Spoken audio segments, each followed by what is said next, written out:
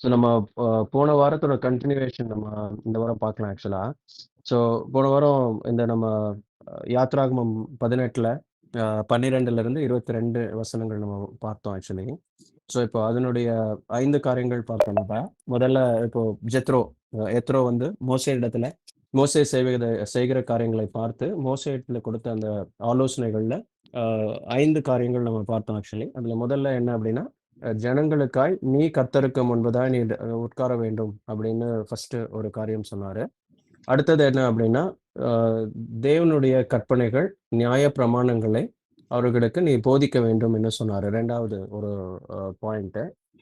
அப்புறம் 3வது காரியம் என்ன அப்படின்னா, அவர்கள் நடக்க வேண்டிய வழிகளை அவர்களுக்கு நீங்க போதிங்க அப்படின்னு சொன்னாரு. அதாவது மோசே பார்த்து சொன்னாரு. அடுத்தது என்ன அப்படின்னா, அவர்கள் செய்ய வேண்டிய வேலை என்ன? அதை நீ வந்து ஜனங்களுக்கு நீ போதிக்க வேண்டும்னு சொன்னாரு. அடுத்தது கடைசியா என்ன அப்படின்னா, அந்த வேலையை நீ அந்த ஜனங்களோடு கூட, அந்த தலைவர்களோடு கூட நீ பகிர்ந்து கொள்ள வேண்டும். இந்த 5 காரியங்கள் தான் நம்ம போன வாரம் நம்ம பார்த்தோம். அதுல நம்ம கொஞ்சம் அதுல ரொம்ப டீட்டெயில்டா பார்க்கல. கொஞ்சம் ஹை லெவல்ல மேலோட்டமா ஒரு சில வார்த்தைகள், வசனங்கள் நம்ம வாசிச்சோம் ஆக்சுவலி. இப்போ அதுல முதல்ல இருக்கிற காரியம் என்ன அப்படின்னா, நீ ஜனங்களுக்கு முன்பதான் நீ உட்கார்ற ஒரு நாள் முழுவதும். இப்போ அங்க லட்சக்கணக்கான ஜனங்கள், 20 லட்சத்திற்கு மேற்பட்ட ஜனங்கள், அவர்கள் எல்லாம் வந்து மோசேக்கு முன்பதாக உட்காருவாங்க. அப்போ மோசே விடிய காலையில இருந்து சாயங்காலம் மட்டும் என்ன செய்வார் அப்படின்னா, ஜனங்களுடைய பிரச்சனைகளை தீர்த்து வைப்பார்.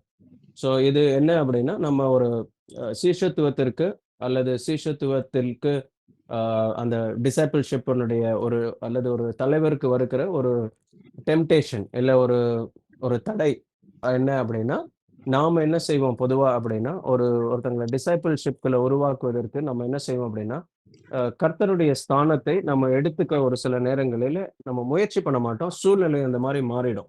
ஸோ இப்ப பொதுவாய் ஒரு தலைவர் உருவாக்கப்படுகிறதற்கு தடையா இருக்கிற ஒரு காரியம் என்ன அப்படின்னா, இப்போ அந்த அ ஒரு தேவனுக்கென்று இருக்கிற ஒரு ஸ்தானத்தை நம்ம எடுத்துக்கொள்ள முயற்சிக்கிறது.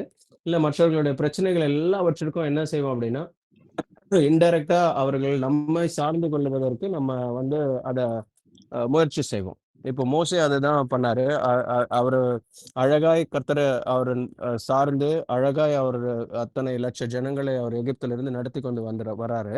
ஆனா என்ன ஒரு இடத்துல போய் எங்க சிக்கிக் கொண்டார் அப்படின்னா, அவர் எல்லா ஜனங்கள் அவருக்கு முன்பதாய் வந்து அமர்ந்து, அவர் எல்லா ஜனங்கள் முன்பதாய் உட்கார்ந்து என்ன செய்ய ஆரம்பிச்சுட்டாரு அப்படின்னா, அவர்களுடைய பிரச்சனைகளை தீர்க்க ஆரம்பிச்சுட்டார். ஸோ அது கர்த்தருடைய சித்தமா இருக்கல ஆக்சுவலா. அதுதான் ஜெத்ரோ அவருடைய மாமனார் வந்து பார்த்து அவரு சொல்றாரு, "நீ செய்றது சரியில்ல" அப்படின்னு சொல்றார். அவரு 2 பேருக்கும் நல்ல ஒரு ஒரு புரிதல். 2 பேருக்கும் ஒருவர் நல்ல ஒரு மதிக்கிற ஒரு உறவு. ஸோ அப்போ அவர் ஜெத்ரோ அ மோசேயினுடைய மாமனார் இந்த யாத்திராகமம் 18ல அவர் சொல்றார், "நீ செய்ற காரியம் அது சரியில்ல. You are not doing the right thing" அப்படின்னு சொல்றார். ஸோ அப்படி சொல்லிட்டு தான் இந்த ஆலோசனைகளை அவருக்கு சொல்றாரு. ஏன் அப்படின்னா, நீ இதெல்லாம் செஞ்சேன்னா, இந்த ஒரு பாரம் இருக்குல்ல, அத நீ ஒரு தனி மனுஷனா இத உன்னால சுமக்க முடியாது. நீ என்ன செஞ்சுடுவ அப்படின்னா, அது ரொம்ப நாள் நீ இத சுமக்க முடியாத மாரி இருக்கிறதுனால என்ன செய்வேன்னா, ஒண்ணு நீ சோர்ந்து போவ. அப்படி இல்லன்னா, இந்த காரியத்த விட்டு நீ விலகி போவ. இந்த 2 காரியங்கள் தான் ஆகும். ஸோ அதனால நீ செய்யாதன்னு சொல்லி அதற்கான ஆலோசனைகளை இப்போ எத்ரோ மோசேக்கு தருகிறதை நம்ம பார்க்கிறோம். இப்ப இதுதான் அ புதிய ஏற்பாட்டினுடைய சீஷத்துவத்தினுடைய ஒரு ஃப்ரேம் ஒர்க். ஒரு ஒரு கட்டமைப்பு. ஒரு சீஷத்துவத்திற்கு ஒரு கட்டமைப்பு என்ன அப்படின்னா, இந்த 5 காரியங்கள தான் நம்ம ஒரு ஃபவுண்டேஷனா, அஸ்திபாரமாய் வைத்து நம்ம என்ன செய்ய போகிறோம் அப்படின்னா, நம்ம இனி வருகிற நாட்கள்ல நம்முடைய ஊழியம், அதற்கு அடுத்த ஒரு நடக்கப் போகிற காரியங்கள்லாம் இதை சார்ந்து இருக்கணும் அப்படின்றது தான் நம்ம இத ஒரு ஃப்ரேம் ஒர்க்கா நம்ம வைக்கிறோம். ரைட். இப்போ அதுல முதல்ல என்ன அப்படின்னா, நீ ஜனங்களுக்கு முன்பதே அமர்ந்திருக்கிற. இப்போ நீ என்ன செய்யணும் அப்படின்னா, நீ மனுஷர்களுக்கு முன்பதா உட்கார்ந்திர பார்க்கிலும், அதுக்கு பதிலாய் நீ என்ன செய்யணும்னா, தலைவர்களை நீ ஏற்படுத்த வேண்டும் அப்படின்றாரு. ரைட். 1000 பேர் ஒரு பேருக்கு ஒரு தலைவர். அப்புறம் 100 பேருக்கு, 10 பேருக்கு இந்த மாதிரி தலைவர்களை நீ உருவாக்கி, அவர்கள் எல்லாம் இந்த பிரச்சனைகள் எல்லாம் அவர்களிடத்துல போகணும். தீர்க்கக்கூடாத பிரச்சனைகள்ல மாத்திரம் உன்கிட்ட வரணும்.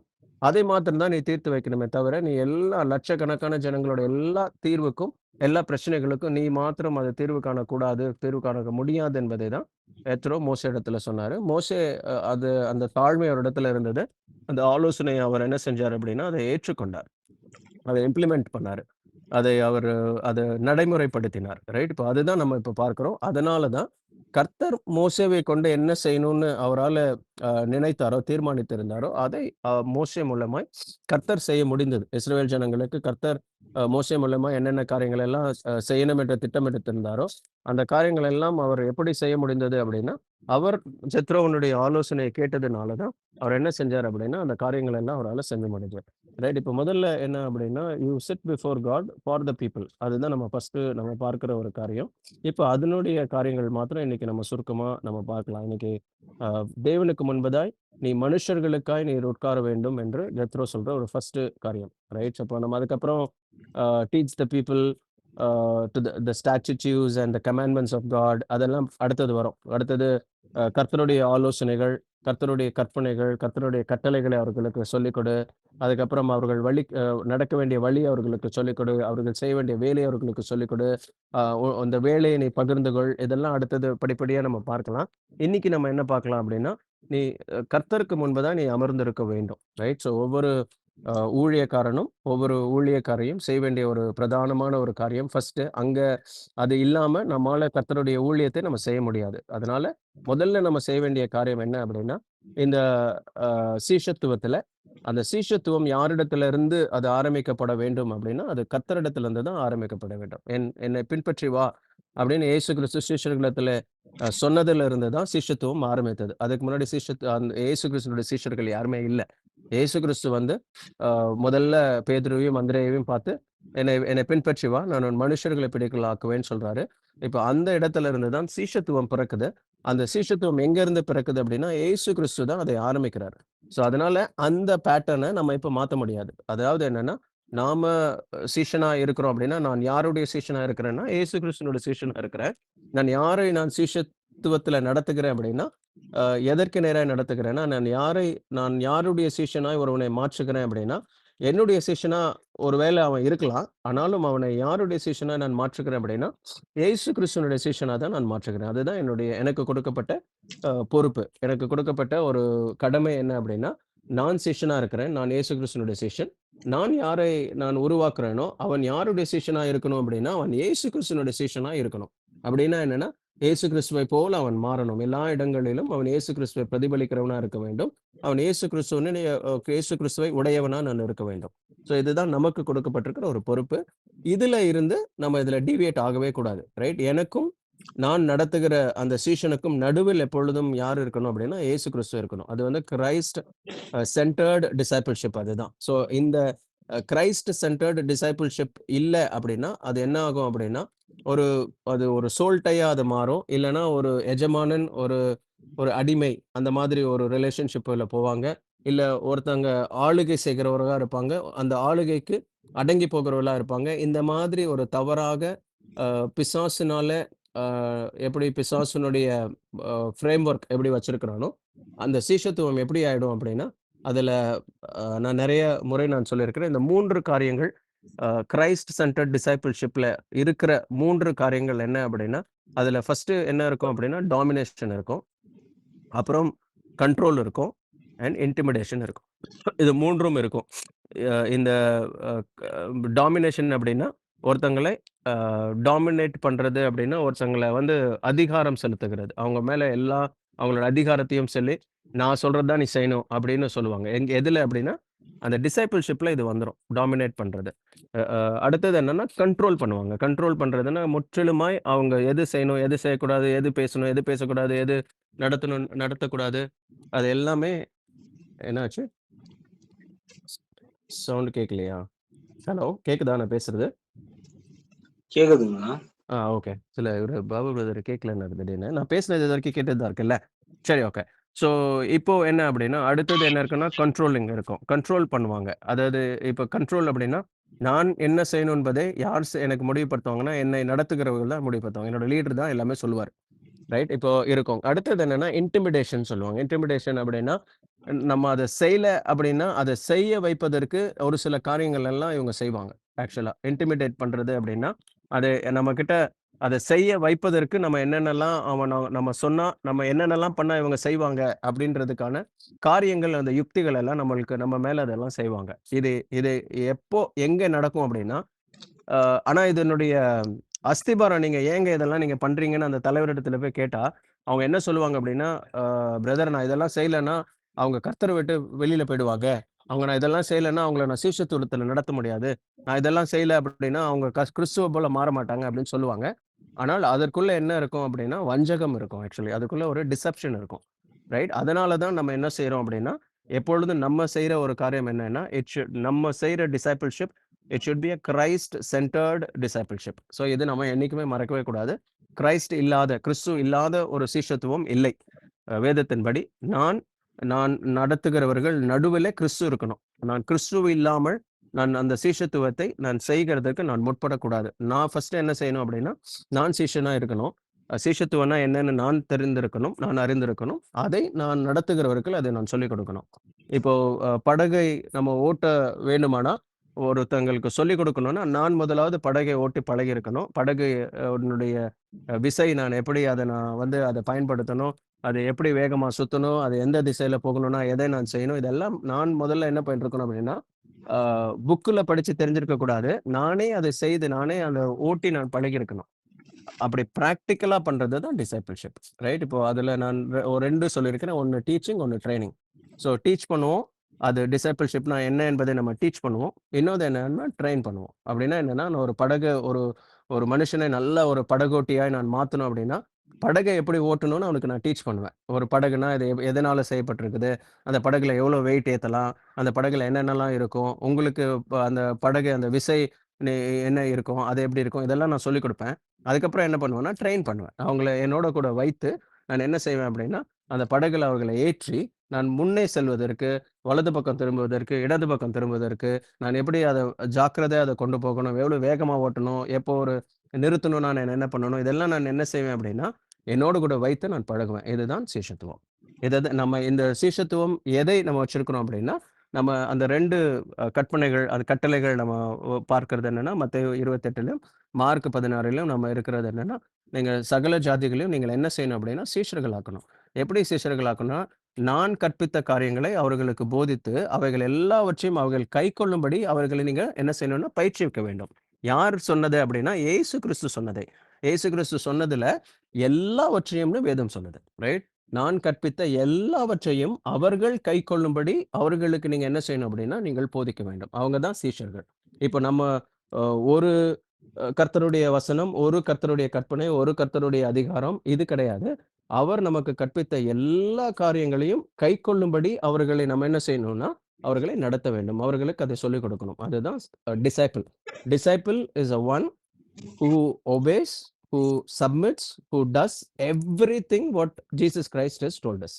ரைட்? இயேசு கிறிஸ்து சொன்ன எல்லா காரியங்களையும் செய்கிற ஒரு மனுஷன் தான் டிசைபிள். அதைதான் நமக்கு இயேசு கிறிஸ்து நமக்கு அத பொறுப்பா குடுத்திருக்கிறாரு. இதுல எனக்கு ஒரு ஃபவுண்டேஷன் என்ன அப்படின்னு பார்த்தீங்கன்னா, அதுக்கு ஃபர்ஸ்ட் திங் நான் என்ன பண்ணணும் அப்படின்னா, I should sit in the presence of God. Right? முதலாவது நான் என்ன செய்யணும் அப்படின்னா, நான் கர்த்தருடைய பிரசன்னத்தில் உட்காருகிற ஒரு சீஷனாய், ஒரு மனுஷனாய், மனுஷியா நான் இருக்கணும். ஏன் அப்படின்னா, அங்க இருந்து தான் எல்லாம் அங்க இருந்து தான் எல்லாமே பிறக்கும். அதுதான் நம்மளுடைய என்ன அப்படின்னா, நம்மளுடைய டெஸ்டினேஷன், நம்மளுடைய ஒரிஜினேஷன் எல்லாமே அதுலேருந்து தான் ஆரம்பிக்கும்.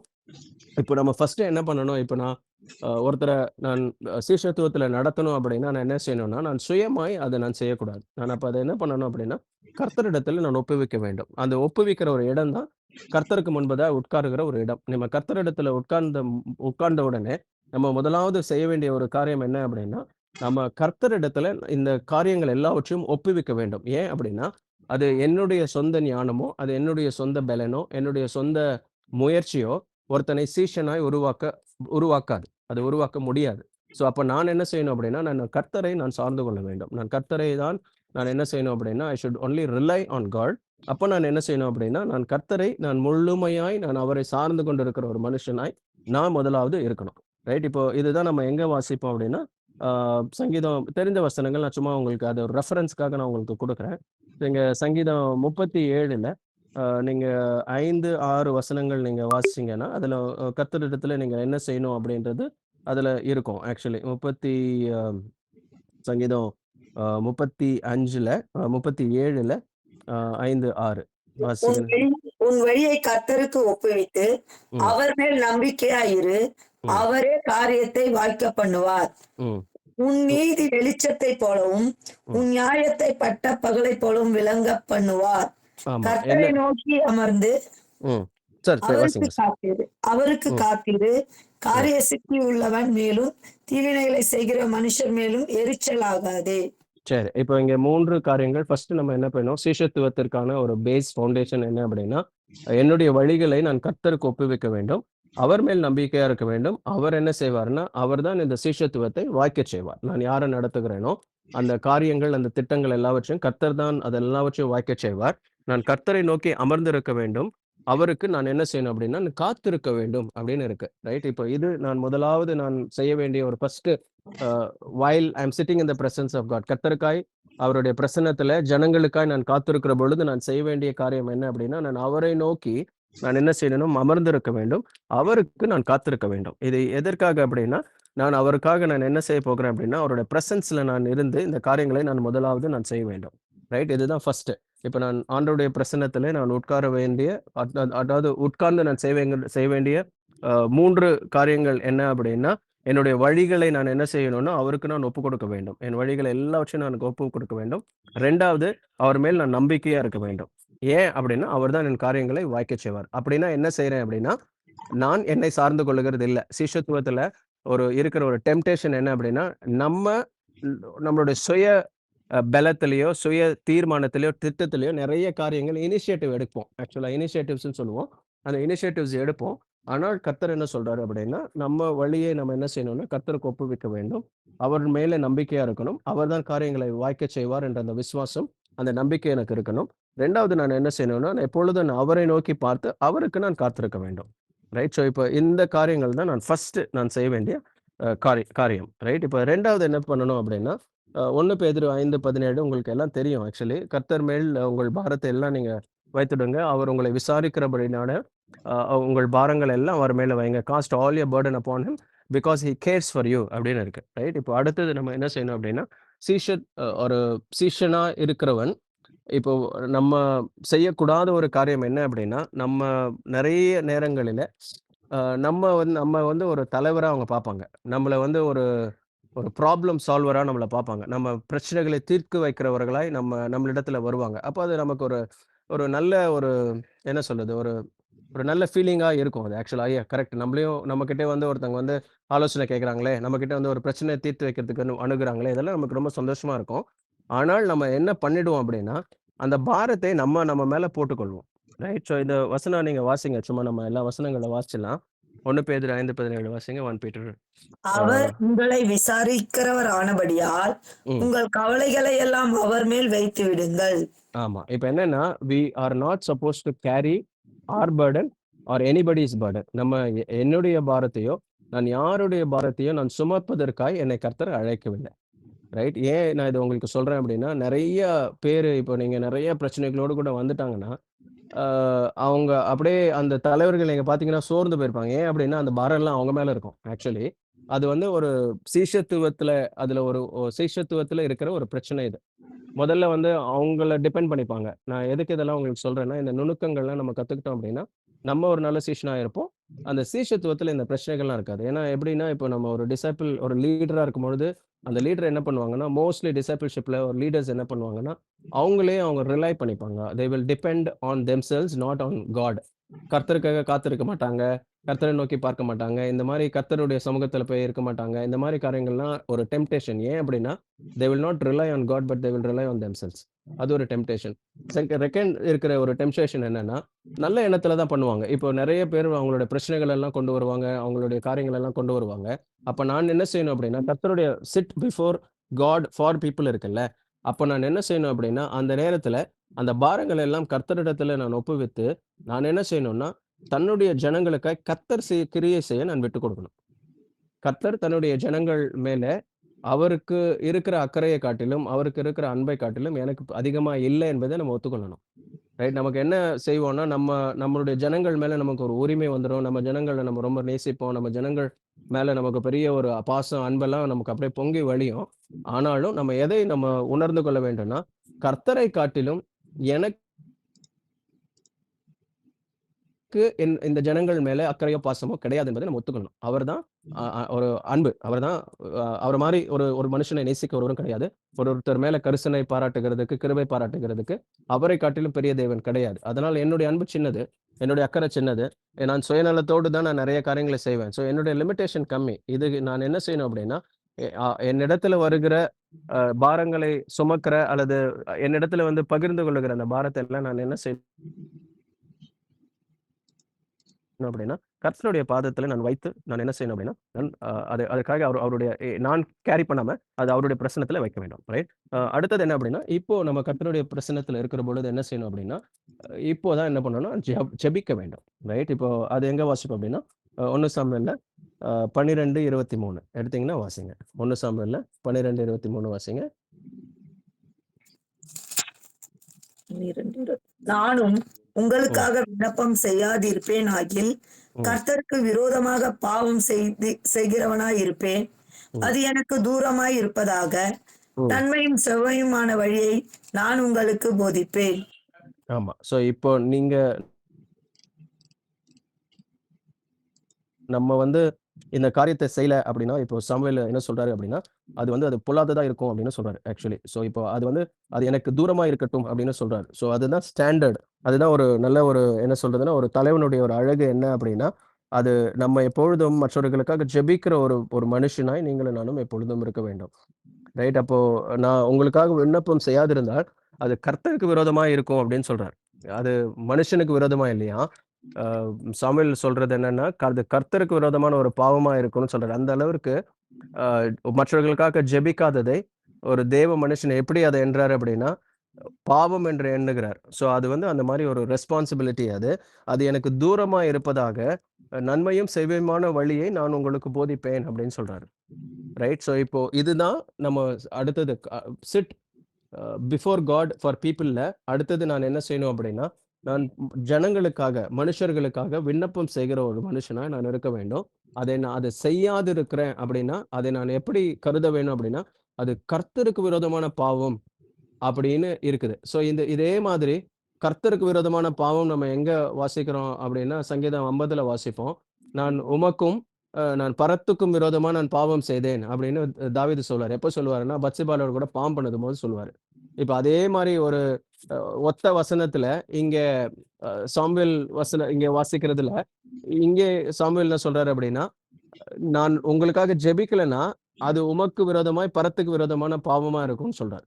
சோ நீங்க அது எதுக்கு நான் உங்களுக்கு ஒப்பிட்டு சொல்றேன் அப்படின்னா, அது எவ்வளவு சீரியஸா அதை எடுத்திருக்காங்கன்றதுக்காக சொல்றேன். ரைட். சோ அது கர்த்தருக்கு விரோதமாக பாவம் செய்கிறமா இருப்பேன் அப்படின்னு சொல்றாரு. So it is a sin which is against God actually, not against people. நம்ம என்ன நினைச்சுப்போம், ஒருத்தங்க ஜெபம் பண்ணலன்னா அவங்களுக்கு விரோதமா நம்ம பாவம் பண்றோமோ, அவங்களுக்கு உண்மையா இல்லையோ நம்ம நினைச்சுப்போம்.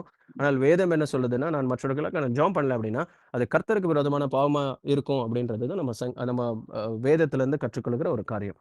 ரைட். அது எனக்கு தூரமா இருக்கணும் அப்படின்னா, I do not want to get closer to that habit of not praying for others.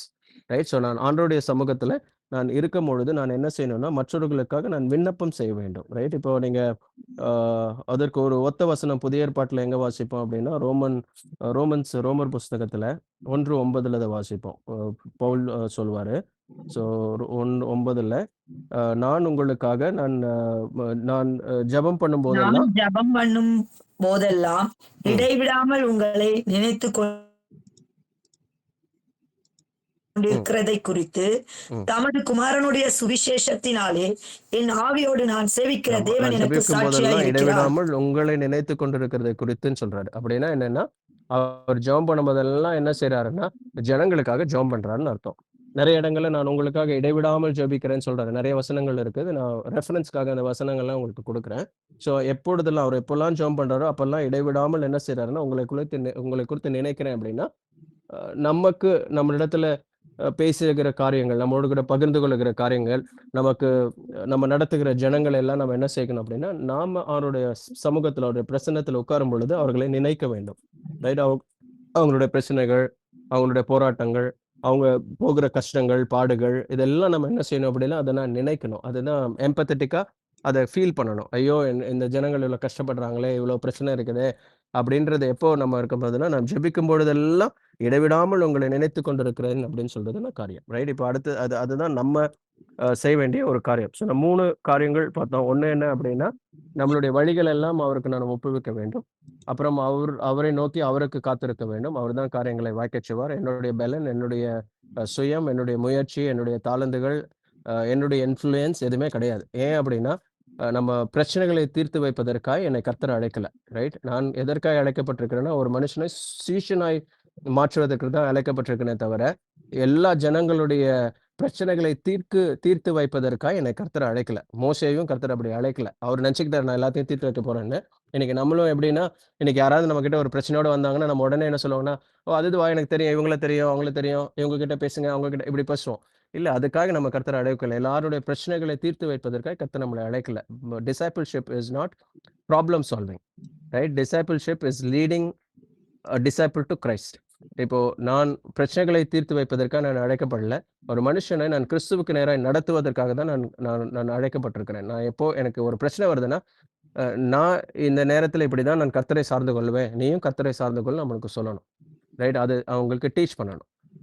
உங்ககிட்ட நீங்க இப்ப இந்த மாதிரி ஒரு பிரச்சனை இருக்கு பிரதர், நீங்க எப்படி அதை டீல் பண்ணீங்க அப்படின்னா, நீங்க என்ன சொல்லிக் கொடுக்கணும்னா, எப்படி கர்த்தரை சார்ந்து கொள்ள வேண்டும், எப்படி நீங்க கர்த்தர் மேல நீங்க நம்பிக்கையா இருக்கணும், எப்படி கர்த்தரை நோக்கி கூப்பிடணும், எப்படி கர்த்தர் உங்களுக்கு சகாயம் பண்ணுவார், இதுதான் நீங்க சொல்லிக் கொடுக்கணுமே தவிர, அதெல்லாம் ஒரு பிரச்சனை கிடையாது, நான் பார்த்துக்கிறேன் விடு அப்படின்னு சொல்லக்கூடாது.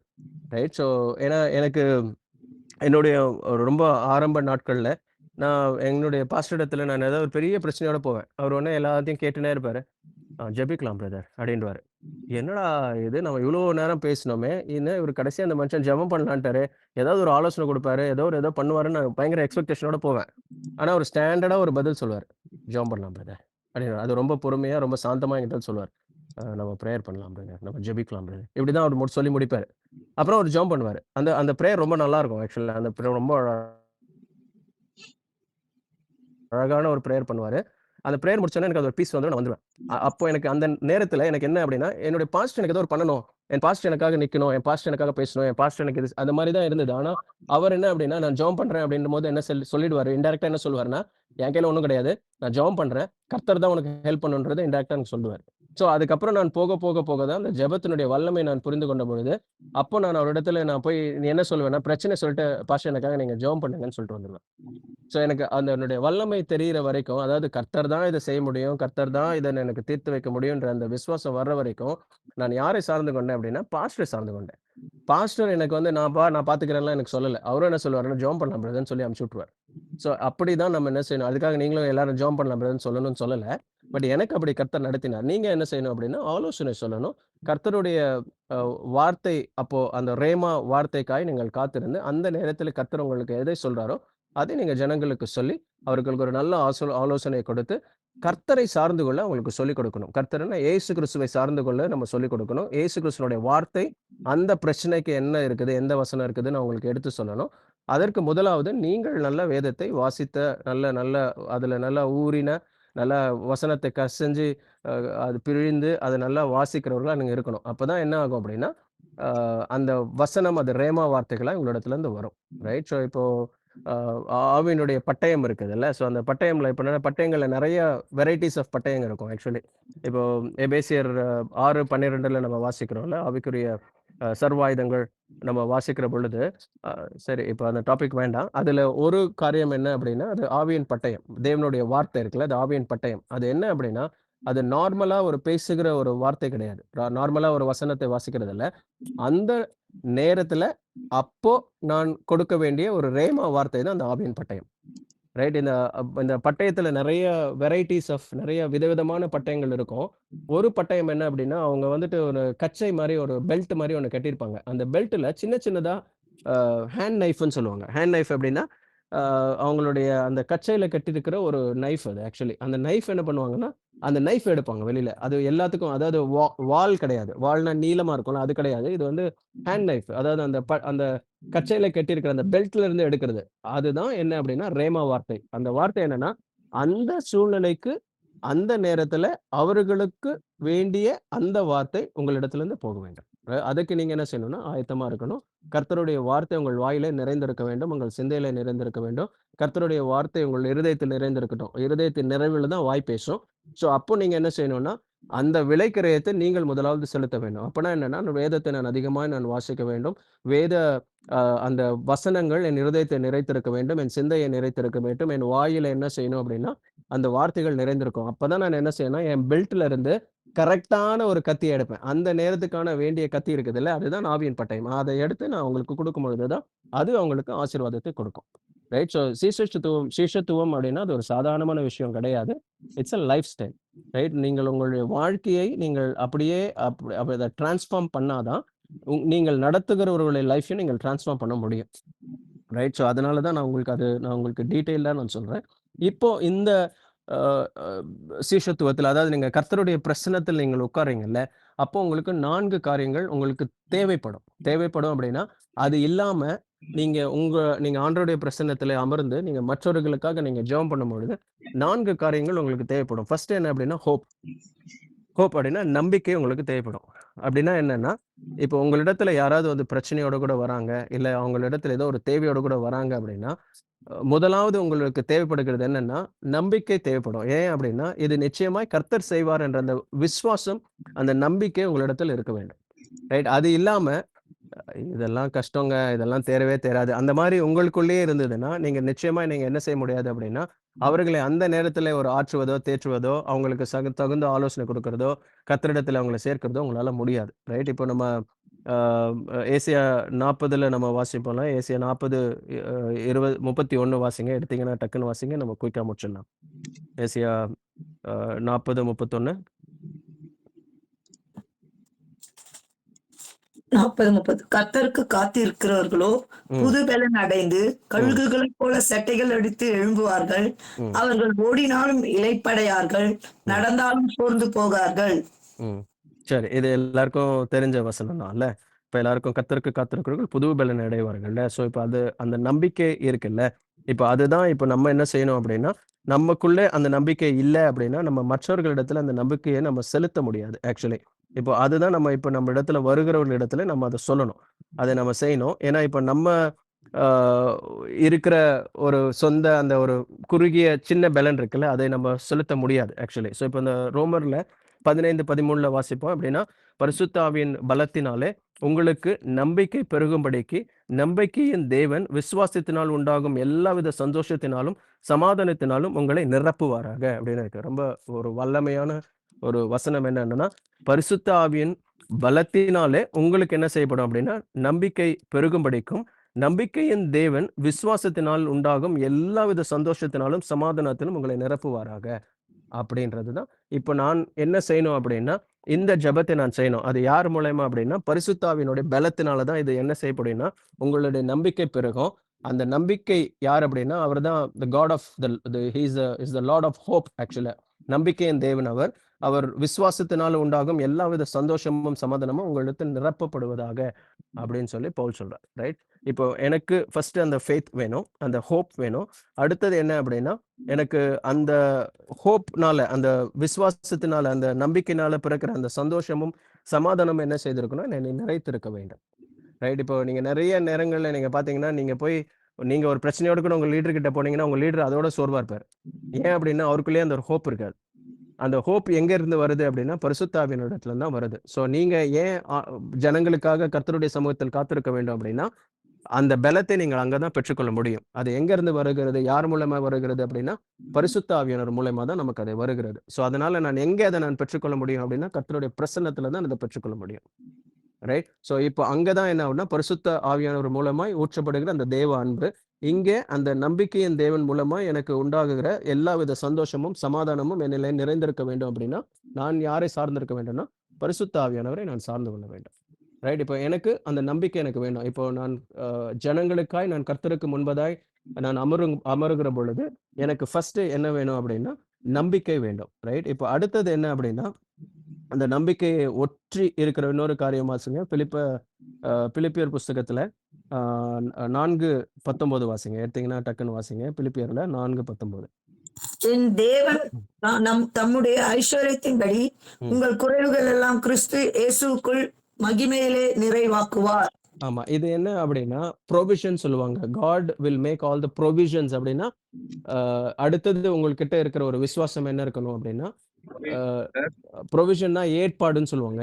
ஏற்படுத்துகிறது அப்படின்னா என்னன்னா, இப்போ எனக்கு ஒருத்தங்க பிரச்சனையோட கூட வராங்க. இல்ல எனக்கு ஒரு பிரச்சனை இருக்குது அப்படின்னா, அந்த பிரச்சனையை தீர்த்து வைப்பதற்கான ஏற்பாடுகளை என் கர்த்தர் செய்வார் என்ற ஒரு நம்பிக்கை, ஒரு விசுவாசம்.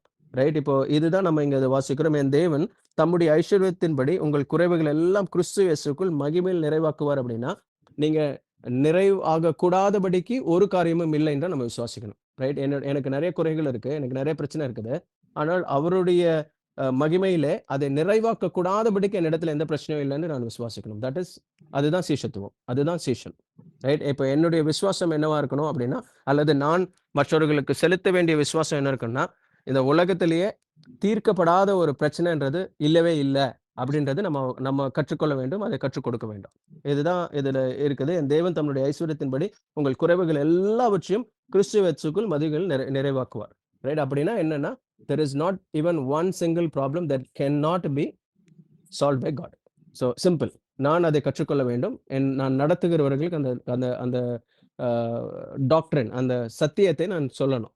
இதுதான் என்ன அப்படின்னா, எப்பொழுதும் கிறிஸ்துவை சார்ந்து கொள்ளுகிற ஒரு காரியம். ரைட். நானே ரொம்ப அதெல்லாம் இல்லாம சந்தேகத்தோட இருக்கிறேன்னா, நான் மற்றவர்களுக்கு நான் அதை செய்ய முடியாது. ரைட். இப்போ இன்னொரு வசனம் வாசிங்க. எல்லாம் தெரிந்த வசனம். மத்தேயு 19:26 வாசிங்க. மத்தேயு 19:26. அப்பொழுது அந்த ஊழியக்காரன் 19:26 இயேசு அவர்களை பார்த்து, மனுஷரால் இது கூடாதது தான், தேவனாலே எல்லாம் கூடும் என்றார். ஆமா. அப்ப நீங்க இதற்கு முன்னாடி வசனங்கள்லாம் நீங்க அதை வாசிச்சீங்கன்னா உங்களுக்கு தெரியும். சோ தேவனுடைய ராஜ்யத்தை நீங்க எப்படி சுதந்திரித்துக் கொள்ள முடியும் அப்படின்னு வந்து ஒரு ஐஸ்வர்யவான் கேட்கறது இதெல்லாம் இருக்குது. அது சம்பாஷணைகள்லாம் உங்களுக்கு தெரியும். குயிக்கா போறேன். இப்போ அவர் சொல்றது என்னன்னா, மனுஷரால் கூடாத காரியம் தேவனால் கூடும். இப்ப அடுத்தது நான் தேர்ட் ஐட்டம் எனக்கு என்ன இருக்கணும் அப்படின்னா, ஒரு சீஷன் கருகா இருக்கணும்னா, என்னால அது முடியாது, ஆனால் அது கர்த்தரால் முடியும் என்ற அந்த எக்ஸ்பீரியன்ஸ். இது வந்து டீச்சிங் கிடையாது. பட் அந்த எக்ஸ்பீரியன்ஸ் எனக்கு இருக்கணும். அப்படின்னா என்னன்னா, என்னால முடியாது. இது என்னுடைய இயலாமைகள் உண்டு, என்னுடைய பலவீனங்கள் உண்டு, என்னுடைய முட்டாள்தனங்கள், மூடத்தனங்கள், என்னுடைய அநேக காரியங்கள் இருக்கு. அதெல்லாம் it's okay. But what is not possible with man is possible with God. So இதை நான் கற்றுக்கொள்ள வேண்டும். என்னுடைய சீஷர்கள் என்ன நடத்துகிறவர்களுக்கு இதை நான் கற்றுக்கொள்ள வேண்டும். First hope. செகண்ட் என்ன அப்படின்னா ப்ரொவிஷன், விச் இஸ் ப்ரொவிஷன். அந்த இயேசு கிறிஸ்து என்ன பிரச்சனை இருந்தாலும் அதை தீர்ப்பதற்கான வழியை, அந்த ஏற்பாடுகளை என் இயேசு கிறிஸ்து செய்ய முடியும். அதுதான் ப்ரொவிஷன் சொல்லுவாங்க இங்கிலீஷ்ல. தேர்ட் என்ன அப்படின்னா பாசிபிலிட்டிஸ். அதாவது என்னன்னா, காரியங்களை அவர் வாய்க்க செய்வார், காரியங்களை அவர் ஏற்படுத்துவார், காரியங்களை கூடாத காரியங்கள் இதெல்லாம் கூடாத நார்மல் காரியங்கள் கிடையாது. இதெல்லாம் கூடாத காரியங்கள். அந்த கூடாத காரியங்கள் எல்லாம் என் கர்த்தர் அவரால் செய்ய முடியும் அப்படின்றது தான் நம்ம கற்றுக்கொள்ளணும். நான்காவது அவர்களுக்கு நம்ம சொல்லணும். ஃபோர்த் ஐட்டம் என்ன அப்படின்னா, அடுத்தது அதே ஏசாயாவுல 40:29-31 வாசம். கர்த்தருக்கு காத்திருக்கிறவர்கள் புது பலன் அடைந்து கழுகை போல் செட்டைகள் அடைத்து பறப்பார்கள். இப்போ அதே 2 வசனம் முன்னாடி வாசிங்க. ஏசாயா 40:29 வாசிங்க. சோர்ந்து போகிறவனுக்கு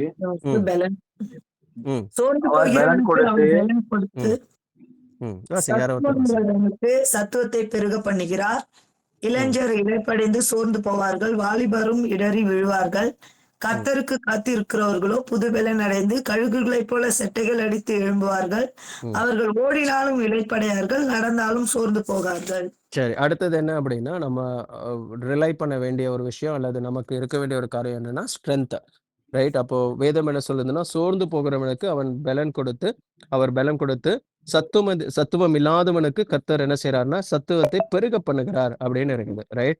ஸோ சோர்ந்து போறவருக்கு பலன், சத்துவம். ரைட். இப்போ இந்த பலனுக்கும் சத்துவத்திற்கும் என்ன ஒரு வித்தியாசம் அப்படின்னா, ஒன்று வந்து ஸ்ட்ரென்த்து, இன்னொன்று வந்து மைட். ரைட். பலன் அப்படின்னா ஸ்ட்ரென்த்து, சத்துவம் அப்படின்னா மைட்டுன்னு அர்த்தம். ரைட். இப்போ அதுக்கு ரெண்டுத்துக்கும் டிஃப்ரென்ஸ் என்னன்னா, ஸ்ட்ரென்த் அப்படின்னா என்னன்னா, நான் இப்போ ஒரு வாலிபனா இருக்கேன், ஒரு 25 வயசு இருக்கிற ஒரு வாலிபனா இருக்கிறேன்னா, இப்போ என்னால ஒரு 100 கிலோவை என்னால தூக்க முடியும் அப்படின்னா, அந்த 100 கிலோ தூக்கக்கூடிய ஒரு காரியம் என்ன அப்படின்னா, அதுதான் ஸ்ட்ரென்த். ரைட். அதுதான் பலன். ஸோ இப்போ நான் சோர்ந்து போகிறவனுக்கு அந்த பலனை கர்த்தர் கொடுக்குறார். அதாவது எப்படின்னா 25 வயசு நான் வாலிபனா இருக்கிறேன். அதனால என்னால 50 கிலோ தான் என்னால தூக்க முடியுது. நான் ஆக்சுவலா 100 கிலோ தூக்கக்கூடிய அந்த அந்த கேப்பபிலிட்டி அந்த அந்த வயசு எனக்கு இருக்குது. அந்த ஸ்ட்ரென்த் என்கிட்ட இருக்கணும். ஆனா அது இல்ல. இப்ப எனக்கு கர்த்தர் என்ன செய்றாருன்னா, சோர்ந்து போகிறவனுக்கு பலனை கொடுக்கிறார் அப்படின்னா, அந்த பலனை நான் 100 கிலோ தூக்குறதுக்கான அந்த பலனை எனக்கு கர்த்தர் தருகிறார். அது ஃபர்ஸ்ட்டு. 2வது மைட்ன்னு இருக்குது. இல்ல சத்துவம் அப்படின்னா என்னன்னா, இப்போ ஒரு ஒரு மனுஷனால ஒரு 500 கிலோவ தூக்கவே முடியாது. சான்ஸே கிடையாது. ஸோ இப்போ ஒரு 100 கிலோ தான் என்னுடைய ஸ்ட்ரென்த்து. ஆனால் இப்போ எனக்கு என்னன்னா, கர்த்தர் நீர் 500 கிலோ தூக்கணும்னு சொல்றாரு. அப்படின்னா என்னன்னா, அது என் பலத்துக்கு மிஞ்சினது அது. அப்போ எனக்கு என்னன்னா, மைட் அதுக்கு பேரு. அதுக்கு தான் என்ன அப்படின்னா, சத்துவம். அந்த சத்துவம் என்ன செய்யணும் அப்படின்னா, 100 கிலோவோட நிக்காது. என்ன 500 கிலோவும் தூக்க வைக்கும். ரைட்? சத்துவம் இல்லாதவனுக்கு கர்த்தர் சத்துவத்தை கொடுக்கிறார். ரைட்? இப்போ பலன் சோர்ந்து போனவருக்கு கர்த்தர் பலனை கொடுக்கிறாரு. ஆனா சத்துவம் இல்லாதவனுக்கு அப்படின்னா, சத்துவம் எப்படின்னா, நேச்சுரலா இயற்கையா இருக்கிற ஒரு காரியம் இல்ல. அந்த சத்துவம் இல்லாதவனுக்கு கர்த்தர் சத்துவத்தை கொடுக்கிறார். இதுதான் டிசைபிள்ஷிப் ஆக்சுவலா. டிசைபிள்க்கும் அது வேணும். டிசைபிள் பண்றவங்களுக்கும் அது வேணும். என்டையர் டிசைபிள்ஷிப்புக்கும் இது வேணும். ரைட்? நான் ஆக்சுவலா நான் வேகமா போறேன். ஆக்சுவலி டைம் ஆயிடுச்சு.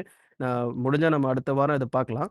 பட் இந்த 4 காரியங்கள் நான் ஏன் கர்த்தருடைய சமூகத்தில் இருக்க வேண்டும்னா, கர்த்தருடைய சமூகத்தில் தான் இதை பெற்றுக்கொள்ள முடியும். முதலாவது என்னன்னா நம்பிக்கை.